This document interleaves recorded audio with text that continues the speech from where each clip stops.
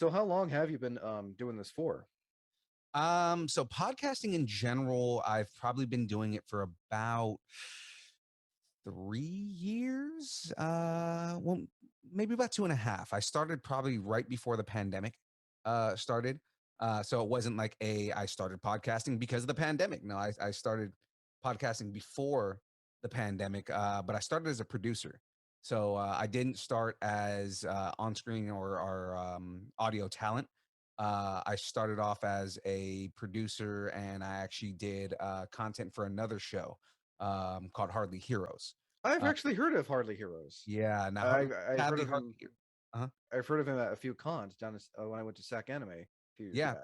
they we kind of took over their duties. Like they used to be the official Colossus Girl podcast, and we had done a couple of other shows and other things along with that, but that show has since gone off the air. But I was at one point both me and James were both producers on Hardly Heroes. Now we had some creative differences with manager that was at Hardly Heroes, and we decided to part ways. And me and James kind of, we were like, well, here's all the ideas we had for Hardly Heroes. Why don't we do our own show, right? And thus, Distance Nerding was created and born Very of nice. two content producers on another show that decided to kind of come together. I used to do 5-minute news segments for Hardly Heroes. My nickname Nice. was Phil Burgundy. And what made you want to come up with the name for Sledge Horror the Sledgehammer Horror podcast?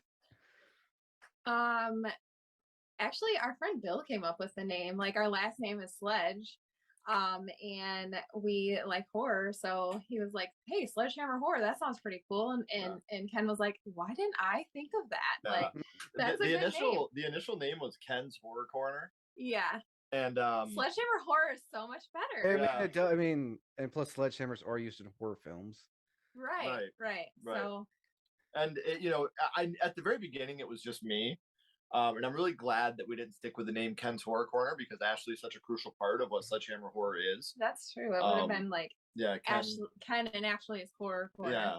And you would have had to slip that in like later on. Yeah. So I'm glad that we ended up, Bill came up with the name change. And because Ashley is such a crucial part of the writing process of Sledgehammer Horror. I legit could not do a lot of what I do without Ashley. So I'm really glad that we changed the name to what we did. Yeah, I definitely don't like to be in front. I didn't really like to be in front of the camera. I was more like, I'll do the behind the scenes stuff.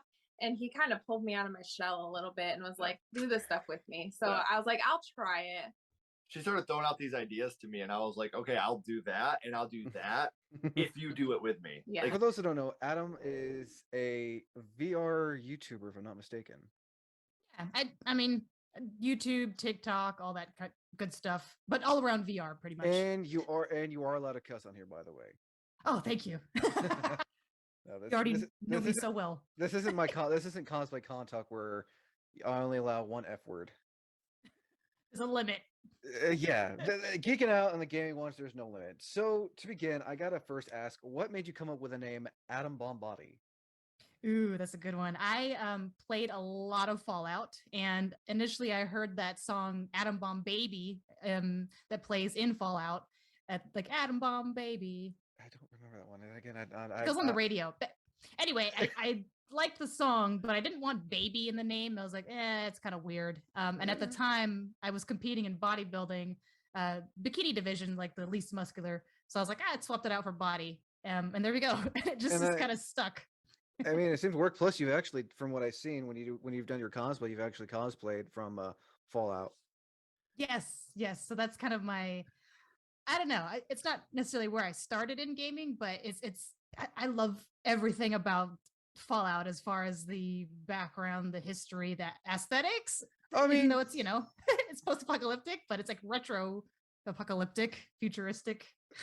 from your content I've seen on YouTube when you're gaming, you always have like 1950s, 60s aesthetic when you wear your outfits to go with your gaming. Yeah, that was actually something that came in later, and I don't know why I hadn't thought of that. Didn't think of that before, but